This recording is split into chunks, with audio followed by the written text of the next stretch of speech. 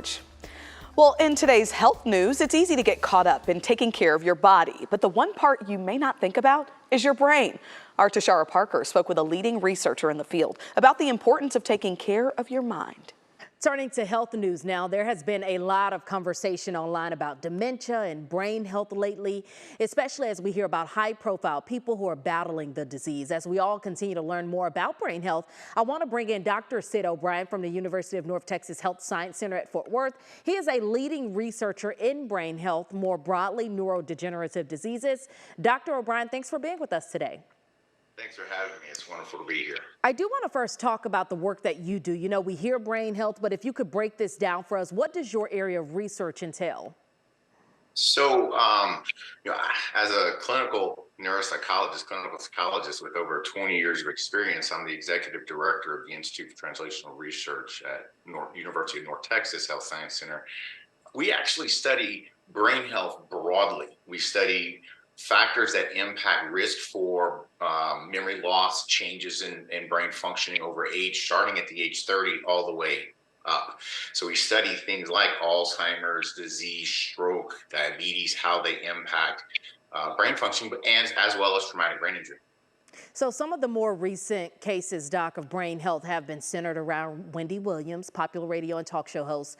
What does it mean when you hear that a person has been diagnosed with progressive aphasia and frontotemporal dementia?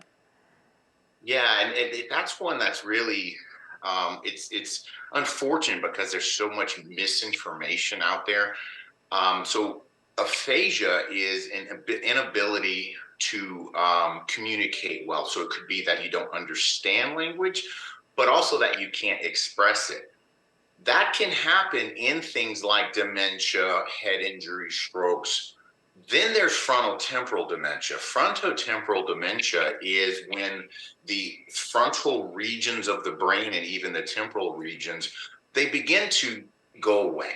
There's a real brain pathology, and so the neurons are actually dying.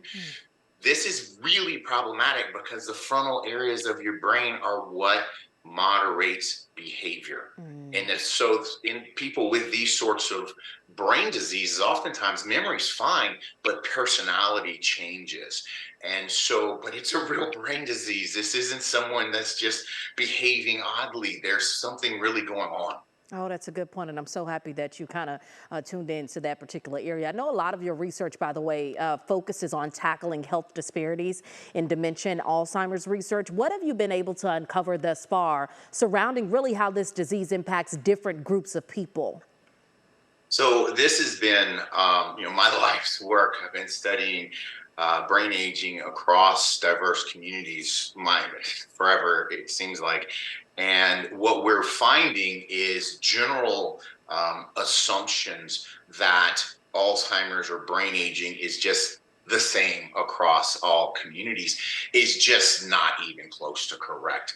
Because what people, I think, have failed to adequately consider is where you live matters. Your history, food, stress, psychosocial factors, all of these things are of tremendous importance. And so what we think of as just what is Alzheimer's disease, for example, we're now seeing that actually the disease, even from a biological standpoint, can present differently based on different groups. And so now we're digging into why is that, because these health disparities, I know we can fix this. And you just actually answered part of my next question. Is any of this genetics, related to your family, or is there something that we can do to promote healthy brains as well?